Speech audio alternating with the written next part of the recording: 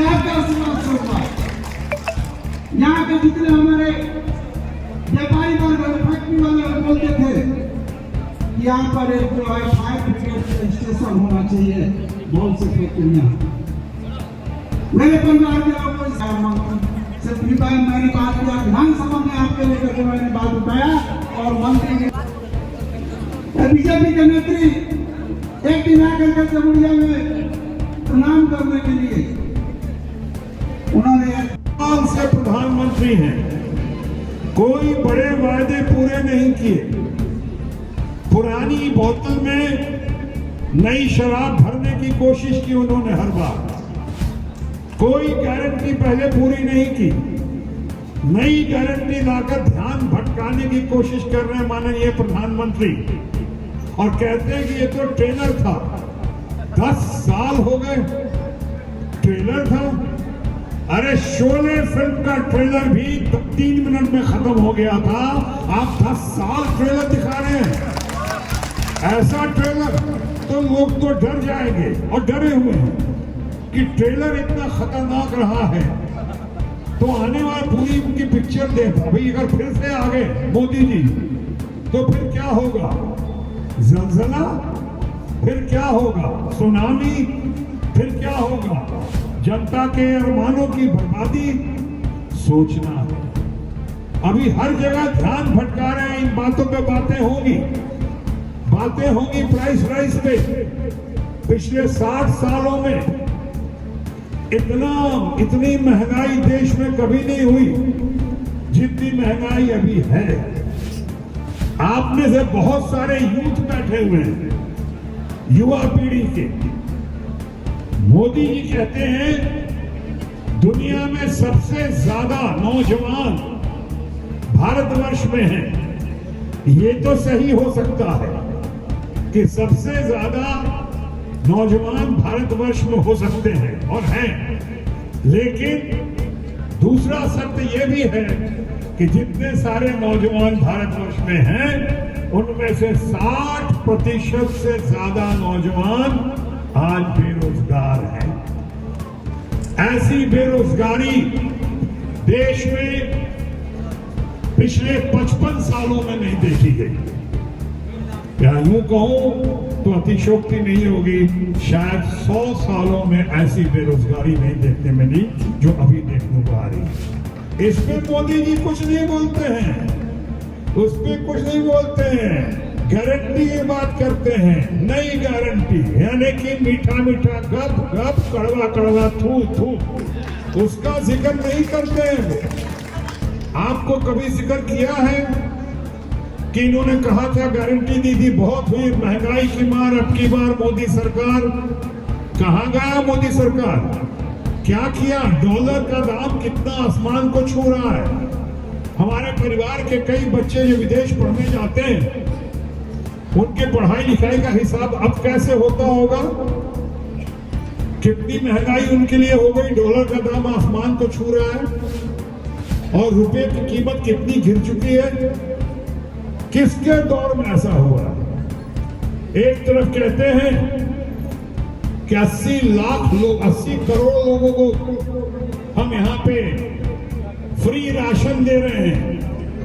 चलो अच्छी बात है, अगर इमोशनल एंगल देखें, सोशल एंगल देखें तो एक पॉइंट तो हो सकता है कि आप राशन दे रहे हैं, लेकिन आप 80 करोड़ से ज्यादा लोगों को राशन दे रहे हैं, उनके लिए रोजगार के अवसर क्यों नहीं पैदा कर रहे हैं?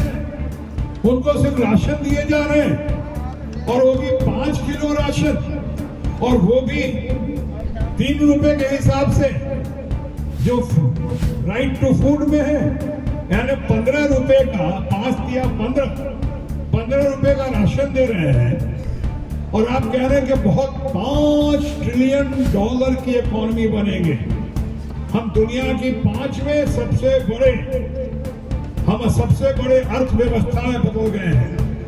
अरे अगर सबसे बड़े अर्थव्यवस्था में बदल गए हैं तो ह्यूमन डेवलपमेंट इंडेक्स में भारत का पर कैपिटा इनकम जो है, प्रति व्यक्ति औसत आय, बांग्लादेश से के लोगों से भी कम है।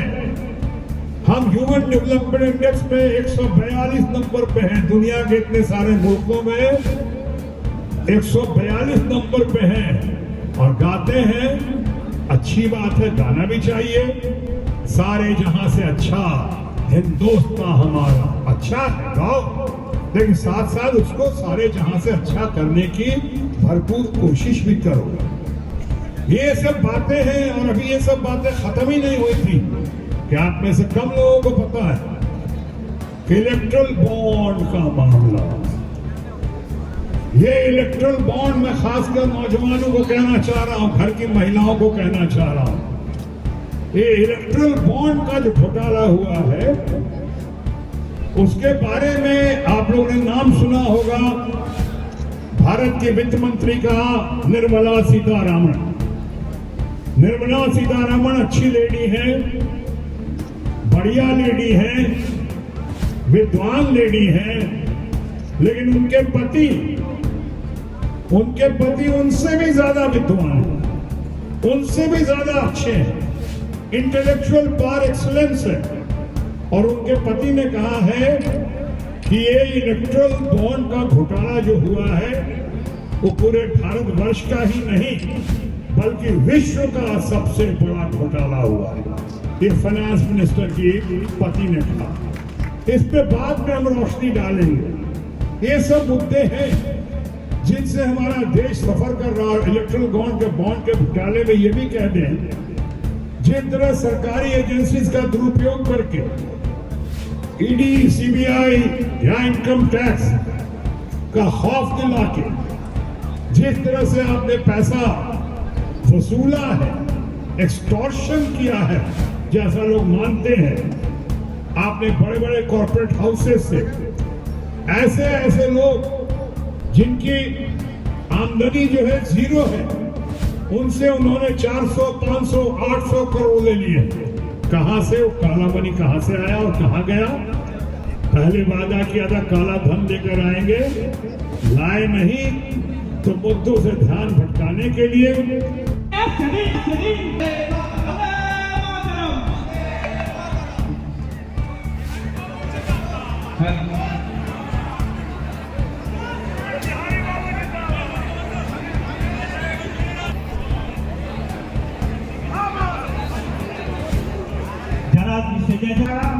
অন্য লোক যাবেন না, এমপি সাহেব আসেন, আপনারা পরে যা যা কথা বলা বলে নেবেন।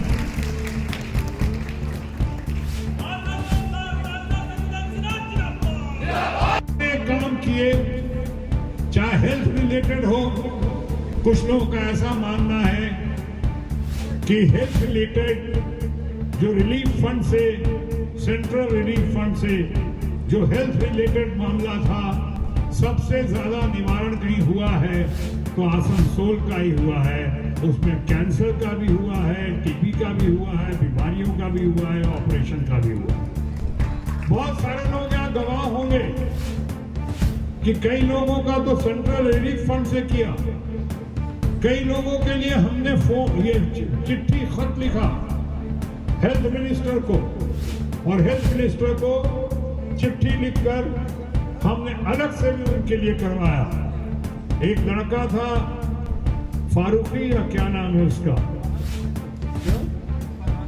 फरहान परवेज, आसनसोल का ही है, और उसके लिए जो central relief fund, prime minister relief fund से जो पैसा आया, उसके बाद हमने खुद उसके लिए उसके हालत को, उसके परिवार की पीड़ा को समझते हुए मैंने खुद बात की वहां पे, और बात भी की, खतो किताबत भी की हेल्थ मिनिस्ट्री से, और उसके लिए उसके अलावा जो सेंट्रल रिलीफ फंड से पैसा आया, उसके अलावा मैं बहुत खुशी के साथ बता सकता हूं कि 14 लाख रुपए से ज्यादा अलग से आया, हेल्थ मिनिस्ट्री से आया।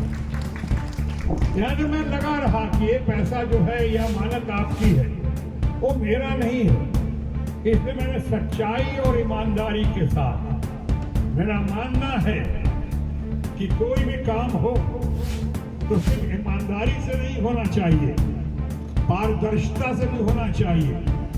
Honesty and transparency must go together, दोनों को साथ चलना चाहिए। जैसा कि लोग कहते हैं कि न्याय का होना ही जरूरी नहीं है, न्याय का होता हुआ दिखना भी उतना ही जरूरी है।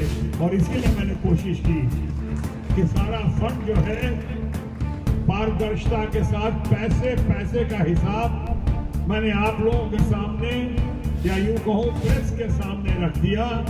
तमाम मंत्रीगण भी थे वहां पे और लोगों ने देखा कि इसमें से एक जगह भी कोई ऐसा नहीं हुआ है जहां पे कोई उंगली उठा सके। इसी बात पे कह सकता हूं ममता जी के नेतृत्व की और ममता जी का मेरे ऊपर विश्वास है आप लोगों के साथ साथ उसको मानते हुए मैं कह सकता हूं कि आज तक 2 बार केंद्र में मंत्री रहा, हेल्थ मिनिस्टर रहा, शिपिंग मिनिस्टर रहा, 2 बार कैबिनेट मिनिस्टर रहा, 5 बार का एमपी हूं अभी।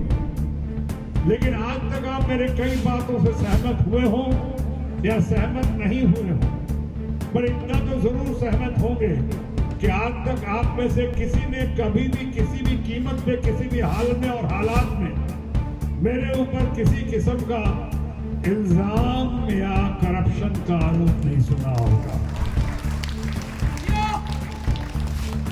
इसीलिए दीदी ने भेजा और शायद इसी का परिणाम है कि आपने इतना प्यार दिया, ऐसी ऐतिहासिक जीत दी, ऐसा रिकॉर्ड मतों से जिताया कि मैं नतमस्तक हो गया। और फिर इस बार जब मैं बंगाल का फंड जो हमारा रोका हुआ है केंद्र ने, उस बंगाल के फंड की मांग के लिए, अपने हकों की रक्षा के लिए, अपने अधिकार की मांग के लिए, जब मैं ममता जी के नेतृत्व में एस्प्लेनेड में कोलकाता में जब आंदोलन में बैठा था तो वहां पे हमारी ये मांग थी कि चाहे मनरेगा का हो, चाहे गरीबों का हो, बंगाल के डेवलपमेंट का हो, विकास का हो फंड, वो वापस करो। बहुत लंबा आंदोलन हो रहा है, वो पैसा दो। कैसे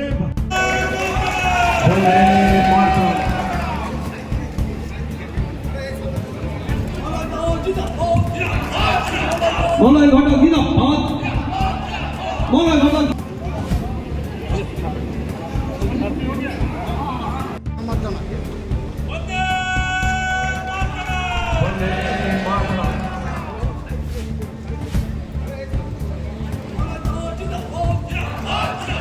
मलाई घटा किन